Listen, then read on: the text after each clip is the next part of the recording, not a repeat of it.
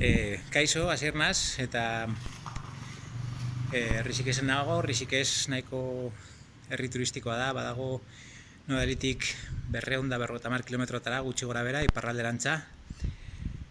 Eta hau da gaur egun dugun egoera Rixikesen. Normalean Indian badakizue, jendea bizi da, kalean egiten dute bizitza, jende guztia kalean mugitzen da, baina orain fijatu baldin bazarete, kalean ez dago inor, eta hoteletan ere, hemen hotel pi badaude, baina ez da inor ageri ez balkoietan, ez terrasetan, ez inun bez, hori ez da bat ere ohikoa hemen Indian. India berez herrialde gogorra da, eta oraingo egoerarekin askoz ere gogorragoa izaten ari da. Printzipioz, jasotzen dugun informazioa ez da bat ere argia. Egiten dutena da gaur arratsaldeko 7etan antza berri gehiago izango ditugu, lehenengo ministroa aterako da berri gehiago moten, baina egoera da, ezin gara gauden hosteletik atera, bakarrik goizetan erosketa bakar batzuk egiteko, eta gero polizia ibiltzen da kaleak garbitzen inor kalean ez gelditzeko. Ikusi dugu hemen aurrean polizia lako makil luze batzuekin jendea kolpatzen, batez ere turistak, bertakoak ez horren beste, baina turistak bai. Eta dugun egoera larria da. Ez dakigulako hemendik eta aste batzuetara zer gertatuko da, honek ematen du luze joko duela, orduan oso arduratuta gaude gure segurtasunarekin eta hemendik ateratzeko gogoarekin, baina ez dugu inolako biderik topatzen India usteko. Asmoa da etxeratzea, baina baldin eta Indiatik kanpo balitzere hobeto, ze India kasu honetan ez dugu uste bat ere segura denik. Hemen ni banago Gasteizko beste lagun batekin, Álvaro Rodamundu, bera oso bidaiaria da, urte asko pasa ditu bidaiatzen eta uste berekoa da. Azkarrena eta zentzudunena hemendik ateratzea dela. Eta gero Marta Roseterekin, eta hirurok ere, Espainiako enbajadan emon dugu izena hemendik ateratzeko, baina Espainiako enbajadatik Nueva Delhin ez dugu erantzun askori jasotzen, bai zerrenda bat zabaldu dutela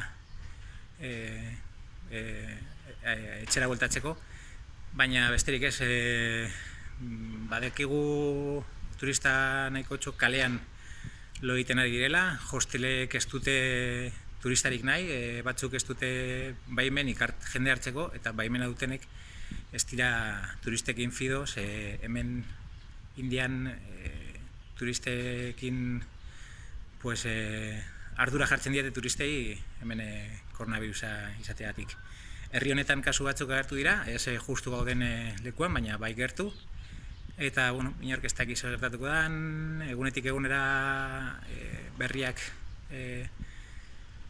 aldatzen dira. Hasieran izan zen bakarrik egun bat froga moduan, egun horretan justu esan zuten 15 egunez izango zela, atzo esan zuten 21 egunez, gaur enteratu gara denda guztiak 3 egunez itxiko dituztela, eta gero ikusiko dugu. Ez dakigu inoiz zer gertatuko dan, eta pixkat berri guztiak jarraitzen eta informazioa trukatzen, badugu hemen gaudenon artean WhatsApp talde batzuk eta dugun informazio guztia trukatzen, eta gu behintzat momentuz hemen ondo gaude, ezin gara mugitu, baina hosteleko jabeek bermatu digute behintzat hemen egon ari izango garela, beraiek ez dutela itxiko eta ez dutela turistarik botako.